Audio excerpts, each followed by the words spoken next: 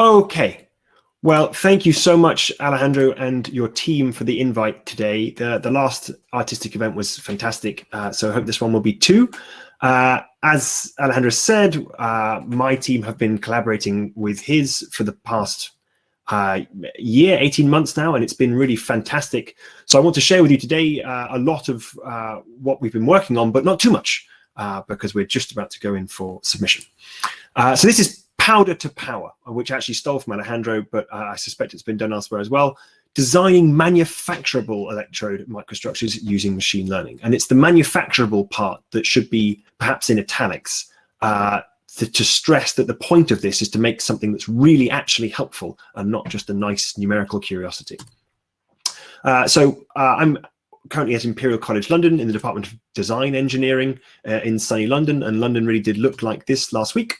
And I'm part of a wider consortium of groups who do everything from atomistics all the way up to techno-economic modeling, but mostly in the middle. So devices and modeling of devices, and in my team, particularly microstructure. So these are the main members of the team, and I'll introduce them as we go along, talking about some of the work that they're doing. But perhaps just to start with some lovely imaging work from the EIL group at UCL, showing you what's going on inside a battery. I'm sure we're all broadly aware. But there are many length scales at play, all the way down to sort of nanoscale, nanopores, perhaps in your carbon binder domain, all the way up to the sort of thermal distribution at the cell and pack level. This is spanning many orders of magnitude and a lot of different types of physics. So this is why it's a tough problem. What is it that we are trying to achieve? Well, this is my sort of window into it, because I was particularly interested in microstructural imaging characterization during my PhD and materials design more broadly.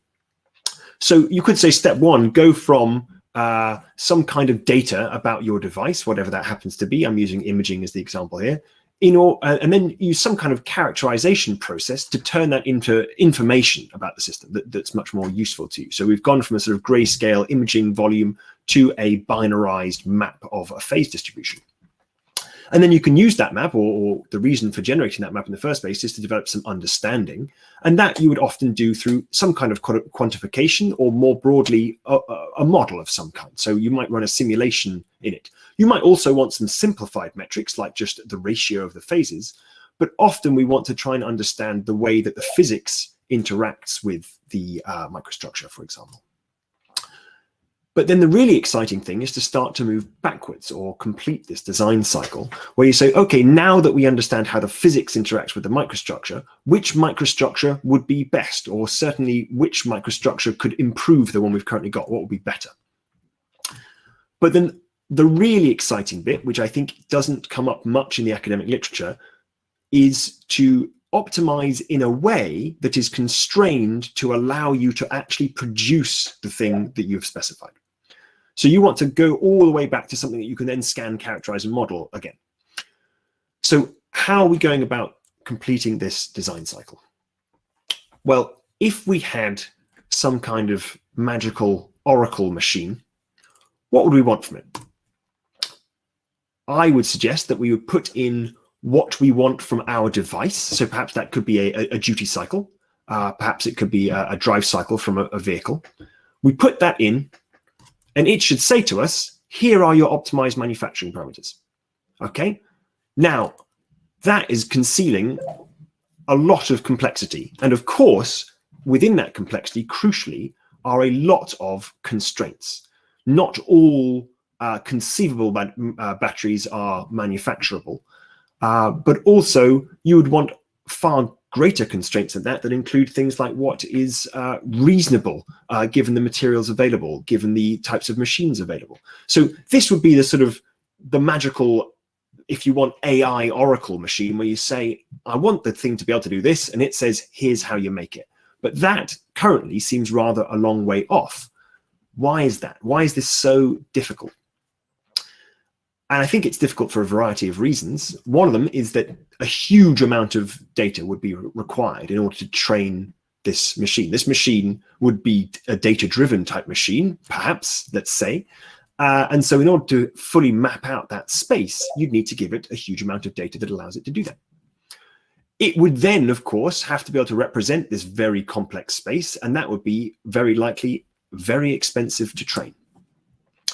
The next problem that you're going to face is that it would be, even if you did manage to train it because you had all that data, it'd be very hard to understand or explain what it is the machine's doing, and therefore tricky to validate whether it's doing it right. And that is a problem, especially in an industrial setting. You would also, in principle, need to retrain the whole machine every time you introduced a new chemistry, a geometry, a process, or a manufacturing machine, and that is not a very sustainable way of doing things. So what can we do instead?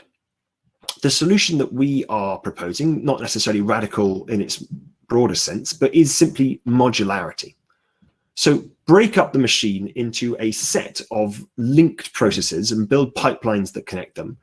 And then a lot of these problems start to become a bit easier. So for example, generation, I'm going to be talking a bit about how we're going to use machine learning to understand microstructure. Characterization, I'm going to be talking about a suite of tools that we've made available, some of which Alejandro has kindly pointed out already, to try and better understand what microstructure actually relates to performance of batteries.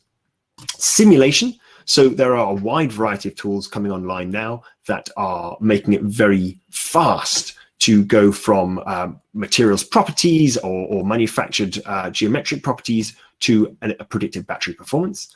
And then lastly, of course, the optimization step. You want to be able to move around from one set of manufacturing parameters to a preferred set of manufacturing parameters.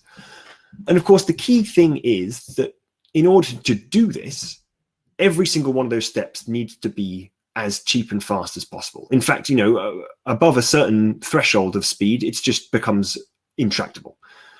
I think that we are now at the point in time where this is now a tractable problem, and each of those modules and each of the pipelines connecting them are doable. And of course, there's going to be a lot of refinement to come, and there are many more depths of the problem that we can explore. But I think it's very exciting now that we're at a point where we can complete this design optimization workflow. So number one, generation. And of course, option one, you just make it. You just make loads of different electrodes or loads of different batteries, and you characterize them with, let's say, imaging or a range of other techniques. So that's always going to be option one.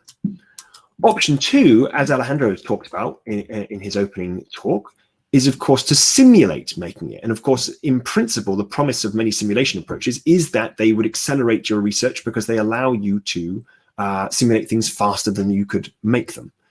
However, you need to validate those simulations, as Alejandro has done in great detail. And so you still have to do option one, even if you want to do option two, although you might be able to accelerate some of your exploratory steps. And then more recently, option three, use machine learning to do it. Well, of course, if you use machine learning to do it, that requires data. So you still either have to do option one or option two anyway.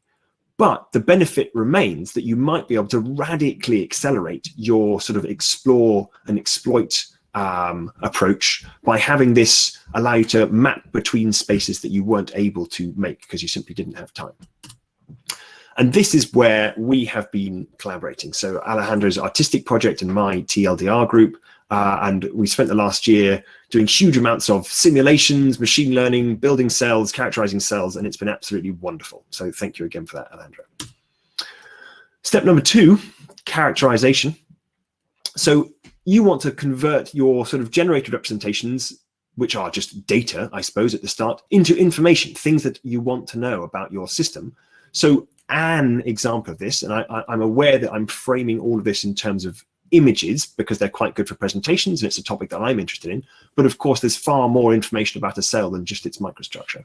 However, in this context, going from your grayscale maps, maybe from tomography or SEM images, going from there to segmented maps.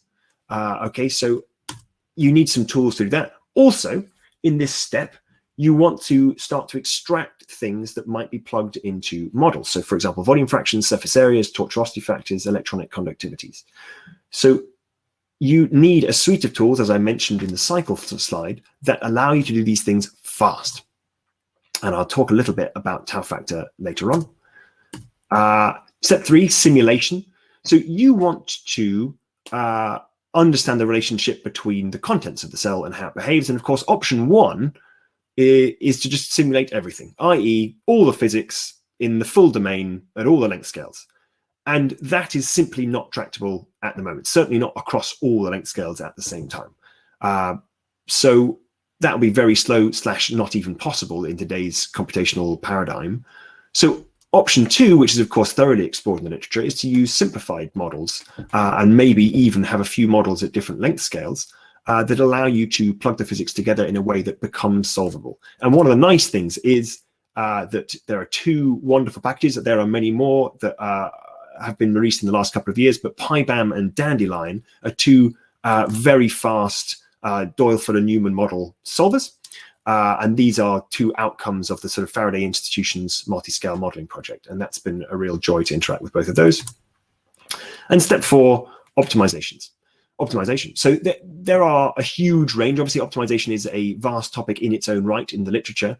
And we have been making use of Gaussian processes. They seem to work very nicely, but other methods are available. I'm not going to talk much about them because in the context of our work, we've broadly just sort of taken what people have packaged up already and made good use of it rather than reinventing the wheel. So what I'd now like to do is talk a bit about how my team are interacting with those 4 stages and trying to either speed things up or add some rigor where we think it's necessary. So image segmentation is a topic that I think is just a lovely topic in general. It's nice that it's got a lot of attention because of the classification problem necessary for self-driving cars. So lots of very high-speed libraries are available. Our problem's got some quirks in that they're usually sort of 3D volumes. They're also categorical. You are either phase A or phase B. And so this allows you to do some nice acceleration compared to some of the more segment a cat and see if it's smiling kind of things. So here we've got some nice examples of segmented data, but what we're also working on at the moment with excellent master's student Linwei Li is automatic unsupervised segmentation, and we want to create a web-based sort of GPU accelerated platform, and I think we've got most of the infrastructure in place now to do that, where what we want to do is try and increase the sort of consistency and rigor of segmentation. And so you would push your nice grayscale tomography data to some kind of web platform that would host it. You could pump it through our model, which would do segmentations on a GPU server. And then you would be able to save the model. And you could say when you publish it that this is our data set, see link here, and this is the model that we use to segment it, see link here. You can go and segment it yourself if you disagree. And I think that kind of rigor needs to be brought into the topography world, so we're quite excited about that. So going back to the generation step, I mentioned this at last year's artistic meeting. We have had a lot of fun exploring the use of generative adversarial networks for generating 3D microstructural volumes. And Andrea Gayon-Lombardo, who's recently completed her PhD, got, I think, what is the first paper on microstructure using GANs out about 1.5 years ago. So I'd like to just give a brief introduction of what's going on, I think, because Alejandro's got such a wide audience here today. So just a few things to stress. You'll probably see one of these diagrams before representing neural networks. And the key thing to say is, don't worry, they are just a function. A bunch of numbers comes in, maybe a vector, and some numbers, or one number sometimes, but maybe a set of numbers comes out, another vector. It's just a function. Each piece is very straightforward, but you can represent a great deal of complexity by stitching those pieces together. And the key property they have is that they are, there's a very structured way in which you can update the parameters inside the model in order to better represent something. The cool, more recent thing that's now 5 years old only are generative adversarial networks, which is where you basically get 2 neural networks to train each other. So one of them serves the role as a detective. Imagine that the detective is looking for counterfeit money, fake currency, and that is a conventional perceptron. So an image comes in and out comes a label. Yes, 1 is fake and 0 is real, for example. And then you've got another neural network on the other side who's a sort of perhaps a criminal and takes in a little bit of randomness to make sure that each instance is a little bit different and has to learn to convert that into a picture of money. And of course, the criminal is trying to fool the detective and the detective is trying to outsmart the criminal. these things are both neural networks, and you can tie them together with some maths, and they will become, or in principle, can become very good at solving this problem.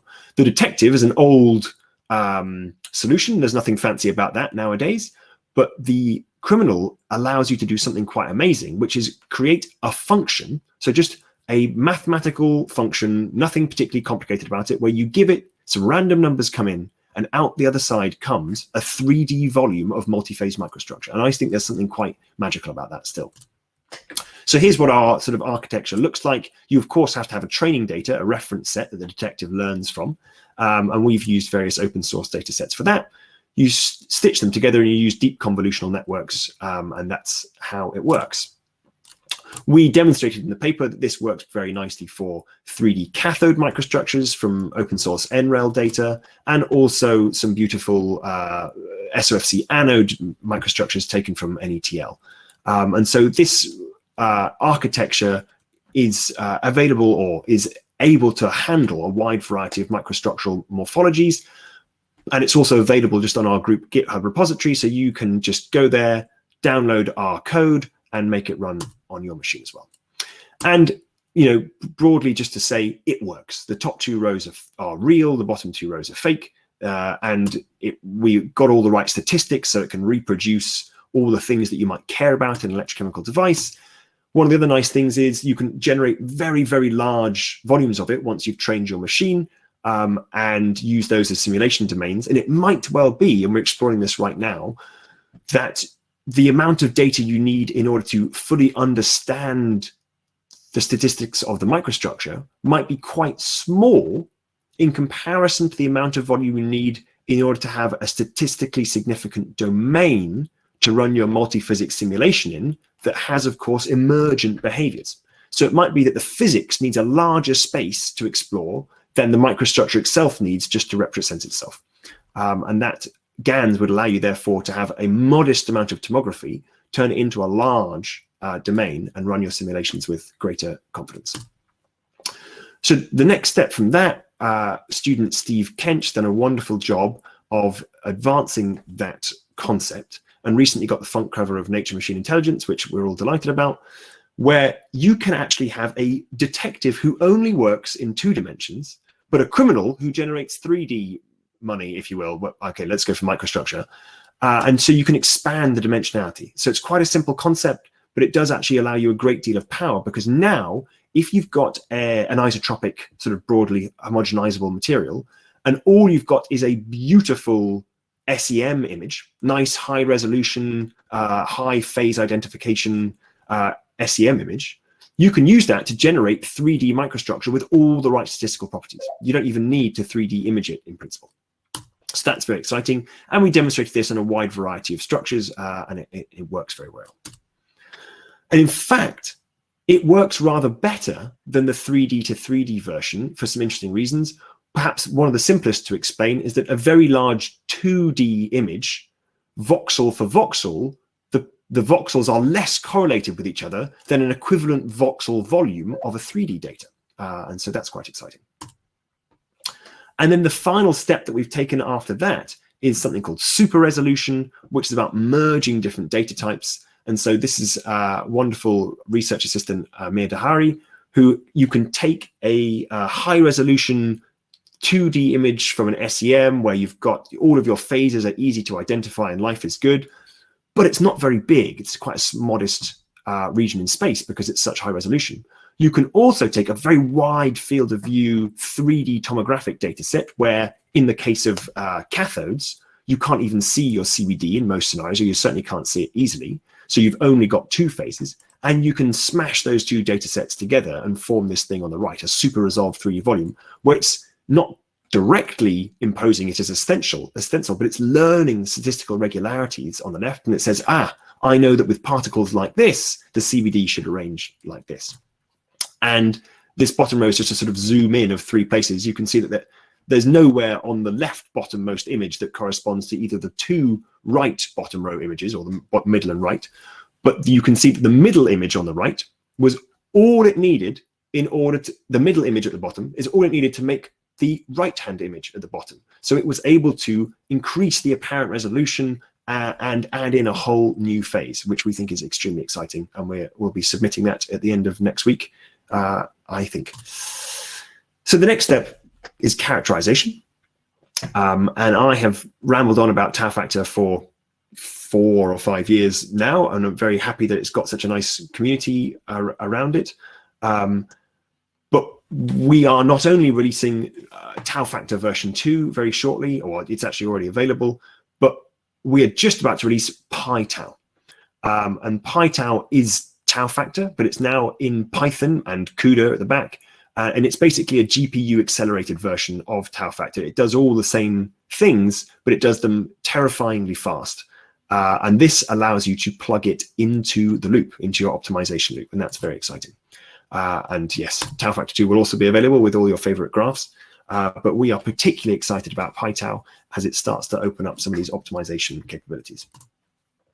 And as part of that, we've been exploring alternative definitions that might be more relevant to battery scenarios than some of the conventional simple definitions. And I mentioned last time about the electrode tortuosity factor developed by Tuan Tu, who is now translated over to industry. But this capability will still be in both tau factor and PyTau. And Isaac Squires has been, amongst other things, has been developing some of the mathematical rigor around this work. So in collaboration with Andres Galvis and Jamie Foster at Portsmouth, we've been working through the full multi-scale derivation of the DFN model and trying to see what happens if some of the assumptions are violated. And they are violated in the sense that a lot of these models expect or assume that, for example, the microstructural characteristic length scales are far smaller than the thickness of an electrode. So would expect several orders of magnitude separation of scales, when in fact we know that particles are on the order of tens of microns and electrodes are on the order of 100 microns. So the separation of scales is actually very modest. And what we want to know is, and what we want to share with the community, what impact do we expect this to have on the value of these various parameters when you inject them into the model? And Isaac's also been doing some wonderful work around the estimation of uncertainty incurred through a lack of representativity. So that's something that's sort of plaguing the tomographic community as well. There are limitations to your scan volume and resolution, and it's very tricky to get high quality images. So if you've only got what you've got, how wrong do you think your simulation is going to be as a result? And we're doing some work exploring exactly that question. And Isaac's also been doing some lovely work with EBSD data, but that will be a talk for another day. So we have large cell studies now going on. The image on the left is slightly misleading. I hope Alejandro doesn't think it's from his lab. But basically, in collaboration with Alejandro's team at Artistic, we have now got a large number of cells been manufactured using different manufacturing conditions, and we are extracting characteristic electrochemical information from them and using that to sort of create our optimization envelope for this machine learning workflow I showed you, and also allow us to predict where the optimal behavior will be for a particular demand. So if we say we want to drain a cell at this particular rate, then our model will say, right, well, you need to compress it like this, you need to mix the materials like this, etc., etc. And that's very exciting. So I decided that considering that optimization is not going to be one of the things that we are particularly innovating on, although we are strapping everything together using it, we will talk about that once the paper's out, because it's got a few interesting quirks in it, but it's ultimately not what we're developing. And so with that, I'd just like to thank again the TLDR team, Andrea, Liam, Steve, Amir, and Isaac, and we've got a whole set of wonderful master students as well. And also just mention again that we've got a recent paper came out with a collaboration between Ashutosh Mistry, Alejandro, myself, Scott Roberts at Sandia, and Venkat at CMU, talking about a wide range of topics that we think machine learning will have a very significant impact on in the electrochemical sciences. And often this is about accelerating things. So learning relationships that are well mapped by conventional simulations, but expensive to calculate. And you can, map that space using machine learning with the data you already have, and then plug that into another model. So that's very exciting.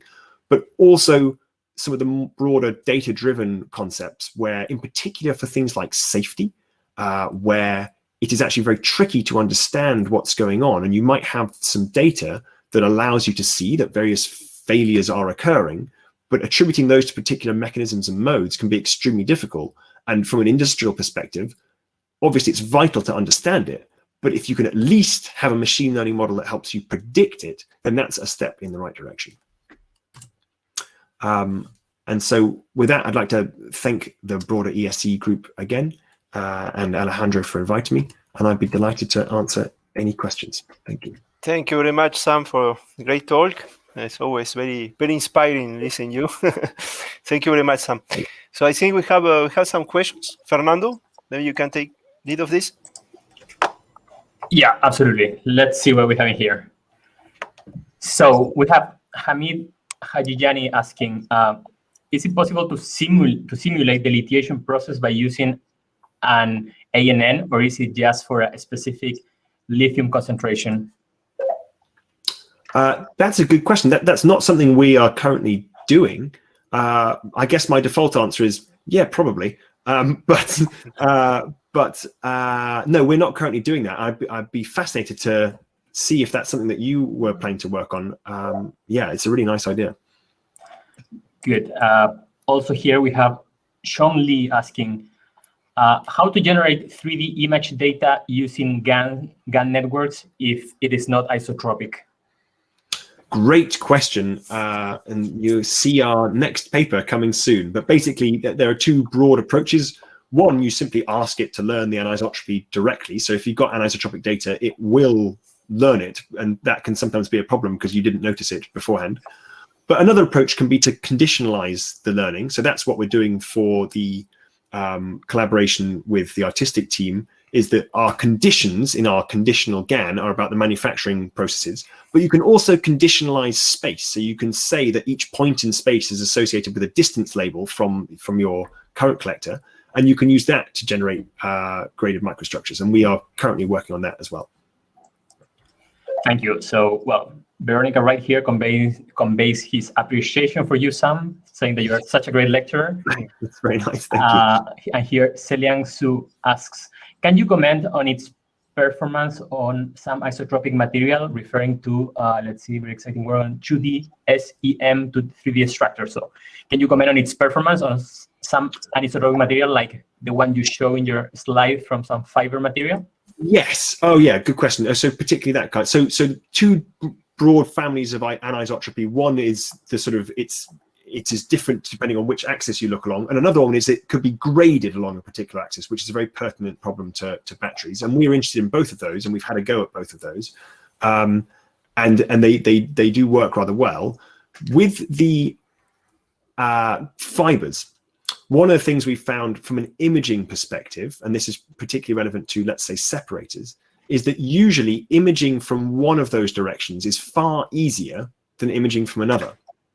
And so what we're trying to do is work out some sort of mathematical constraints that we can impose on the system in order to force the machine to not even need images from one of those directions. That would be the ideal scenario: image from the direction that's easy to image from, and then force it to be constrained to generate the remaining side. Now, that is actually, turns out, very difficult to do.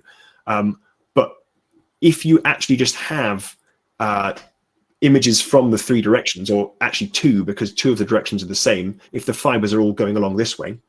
So if you have images of the fiber ends and you've got images of the fiber sides, you simply train two different detectives. One detective looks at the ends, one detective looks at the sides. Your criminal still generates the whole volume, and you just pass the slices to the two different directives. And that works perfectly, no problems at all. I mean, I say perfectly, it works extremely well. Well, Seliang Su also has another follow-up question, and asking there, like, how big should be in terms of computational resources in practice to run tau factor in a GPU? And here, up until very recently, we did everything in single workstations. So single workstations with single GPUs. Obviously, it's got many units inside it, but it's a single physical object. So we're not using supercluster national supercomputer scale stuff. We're slightly tempted to for some of the things we're doing at the moment, but we don't need to. And the workflow that we're going to be publishing with the Artistic project around this optimization, we are the fastest bit. I think it's fair to say, right? Takes way longer to make a cell and characterize it, or do a simulation. We use some of these very detailed manufacturing simulations.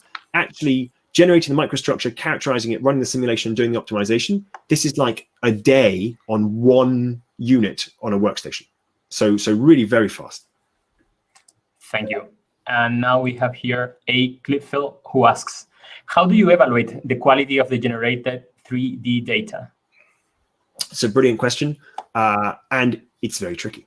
So one of the obvious ways to do it is to reserve some of your training data and use it as a test afterwards. And that's exactly what we've done. So you train in an envelope. As in general with machine learning methods or data-driven methods, you're only able to explore inside your data envelope. You can't extrapolate. You can only sort of interpolate. And what we've done is go and look inside that space at some particular points and say, was our predicted microstructure, did it have all the properties that we'd expect compared to an actual reserved piece of the training set, or no, not part of the training set, part of the data set? And yes, it does. And that's pretty reassuring. But you still certainly have questions there about, like, well, how can you be sure? Are there certain regions that have greater confidence than others? And I think there's a lot of stuff to still have to explore there. Okay, so yeah, I want to add maybe a question of myself here, like exactly regarding that topic. Like, could you comment maybe on what's the split in terms of training set that you have? You know, how much data you use to train, how much you use to test, and also maybe comment like, how can you guarantee that maybe you're not overfitting or having some, of the typical problems with optimization and all that? Yeah, I mean, two great questions, two classic machine learning questions, really. And so the trouble is that some of the definitions are a bit weird when it comes to microstructure, as in, what is one instance for those in machine learning sake? Is it one voxel? No, of course not. Is it one whole generated electrode volume from one of your simulations? Well, no, because that's far larger than the inspected regions or the sort of field of view of our algorithm.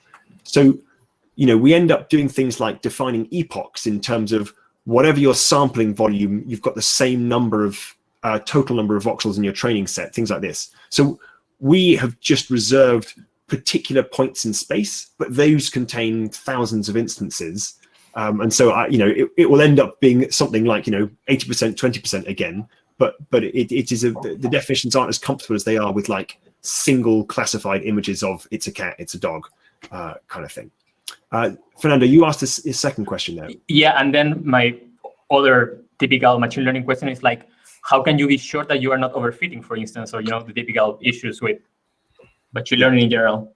So this is another one of the benefits of the slice scan. So we actually use the 2D to 3D instead of the 3D to 3D just by default now, and it makes it very difficult to overfit, because the discriminator literally has a different job from the generator. And so overfitting in this context might look like the machine simply learns to memorize the training set and generate that, right? That's sort of overfitting in this context. Exactly. But it can't, because it would have to stick all the bits together still, which is exactly the problem we're trying to solve in the first place. So there's sort of no way for it to overfit in that regard. One of the things that you can worry about is a lack of diversity in your generated space, and we partially solve that with using Wasserstein GAN. So we're forcing apart the distributions. But we didn't invent any of that maths, but we have explored it and found some bits work better than others. No, fantastic, because the point of that question is like, okay, I understand the point, but then how can you be sure that you actually have enough predictive power to generate new good results? But you literally answered my question, so thank you. Great. So here we have also Pranav Nagavekar asking, how do we model the electronic and ionic properties of cathodes, given how the structures would be different and the permittivity of these cells will also be different, comparing the ex situ and in situ values? It's a brilliant question, and the answer is that we ignore a lot of complexity, right? And so there is always going to be, in principle, there's so much complexity that we could add. And when I showed the slide, step 3 simulation, option 1, simulate all the physics across all the domain, across all the states.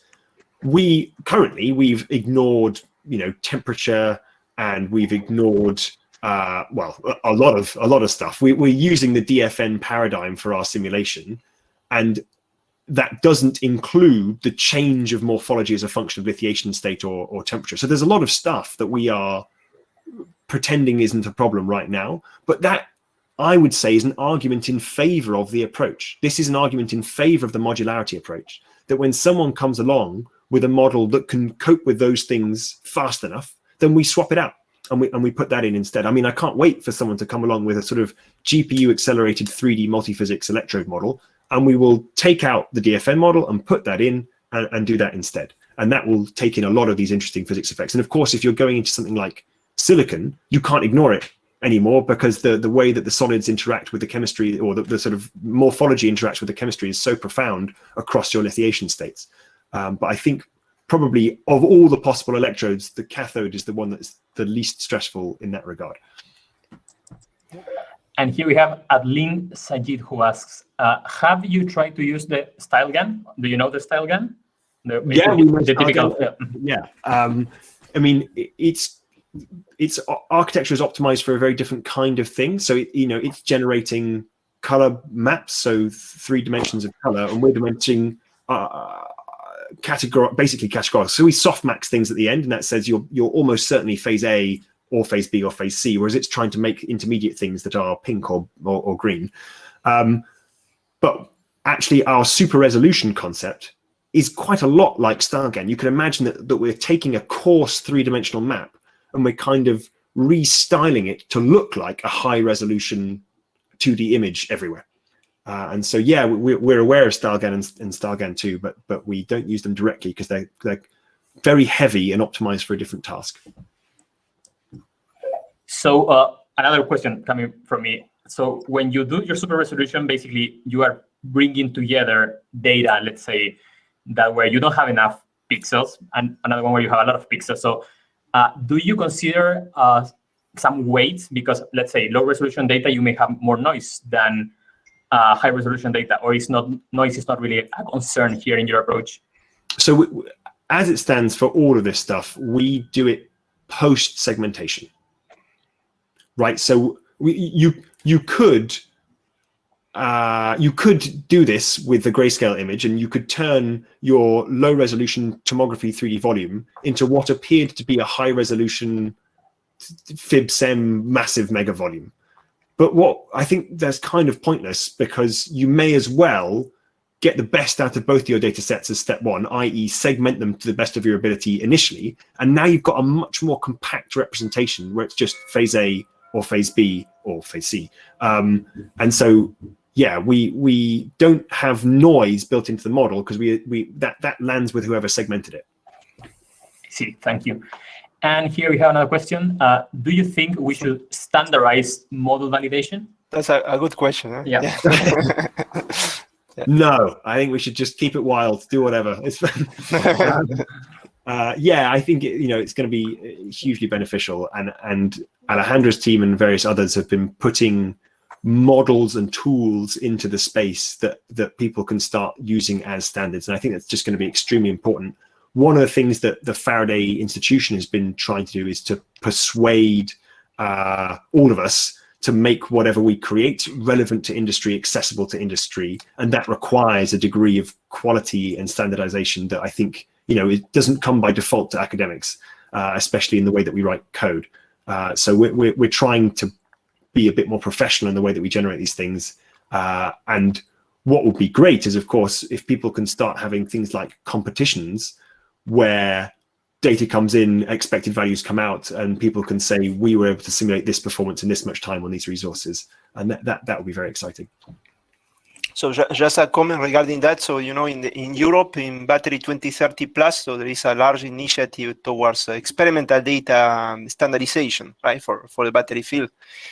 So to decide, I think we commented about that some time ago. So we published a paper recently where we perform a text mining study of battery literature. Yes, I saw more than 30,000 articles, right, on lithium-ion batteries, sodium-ion batteries, and then we found that more than 95% of articles, they don't report electroporosity, right? For example, right? More than 90% they don't report electrode thickness, right? Yeah. So then I think the first step is agreeing on what we need to report in an article minimally in order to allow others to reproduce experiments, right? I think this is very important.